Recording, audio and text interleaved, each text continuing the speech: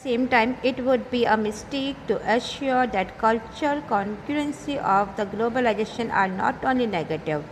Culture are not static things. All culture accept outside influence all of the time. The some external influence are negative because they reduce your choice. But sometimes external influences simply in charge our choice and the sometimes they modify our culture without overwhelming the traditional. The burger is not a substitute for the masala dosa and therefore does not oppose any real changes. It is simply added on the our food choice. Blue jeans, on other hand, can go well with a homespun the khadi kurta. और इसके साथ साथ ये मान लेना एक भूल है कि ग्लोबलाइजेशन के कल्चर सिर्फ नेगेटिव है।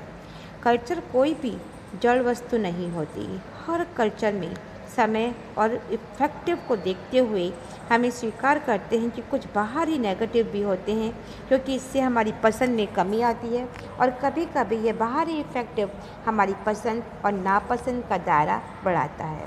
तभी तो इसमें जो ट्रेडिशनल कल्चर है उसे हम पीछे छोड़े बिना अपने कल्चर का बहिष्कार करते हैं या परिष्कार होता है।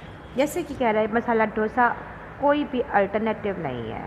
अगर बर्गर की बस जगह आप मसाला डोसा खाती हो तो इससे मात्र इतना हुआ कि आपके भोजन की एक चीज़ है जो आपके शामिल हो गई है। दूसरी तरफ अगर आप नीली जीन्स पहनते हैं और उसकी बदले में अगर आप खादी का कुर्ता पहनते हैं तो ये हमारा इफ़ेक्टिव बाहरी दुनिया से अलग है। Outcome the outside of infancy in a not new combination that unique. The khadi kurta worn our jeans intentionally.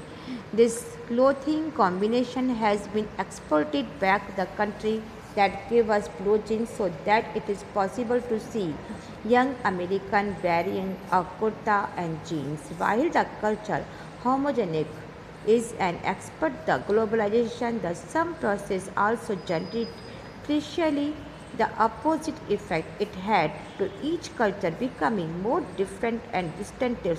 This phenomenon is called cultural heterogeneization and this is not be done. This there remain the different in power with culture intact, but instead more fundamentally to suggest that culture extends in really one way. अब ये कह रहे हैं कि आप अगर मसाला डोसा की जगह अगर आप बर्गर की जगह खाते हो तो वो अपने खाने की चीज़ में एक चीज़ शामिल कर ले। दूसरी तरफ अगर आप ब्लू जीन्स पहनते हैं या हाथ का पहना हुआ कुर्ता पहनते हैं खादी का कुर्ता तो ये हमारा बाहरी इफेक्ट एक अनूठी बात दिखाता है कि नीले जीन्स के ऊपर अगर खादी का कुर्ता पहना जाए तो मज़ेदार बात तो यह है कि नीले जीन्स हमने किससे पहने।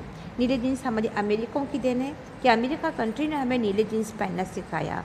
उसने ये दिखाया कि नीले जीन्स अगर हम पहनते हैं तो हम बहुत ज़्यादा एक्टिव और प्रोफेशनल हैं, हम बहुत डेवलपमेंट कंट्री के रहने वाले हैं। लेकिन अगर आप खादी का कुर्ता पहनते हो तो आप ये दिखाते हो कि हम इंडियंस हैं। तो ये दिखाना एक अलग बात है कि जहाँ से नीली जीन्स आई वहाँ हमने खादी के कुर्ते को यहाँ से वहाँ एक्सपोर्ट कर दिया। तो कल्चर एक समरूपता एक वैश्वीकरण का पहलू है।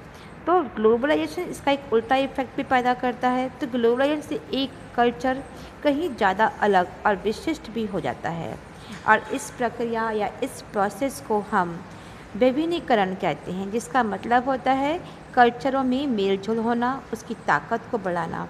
और इस बात की ओर ध्यान भी देना चाहिए कि कल्चर का इफ़ेक्ट सिर्फ एक तरफ नहीं होता, दोनों कंट्रीज़ पर इसका इफ़ेक्ट पड़ता है।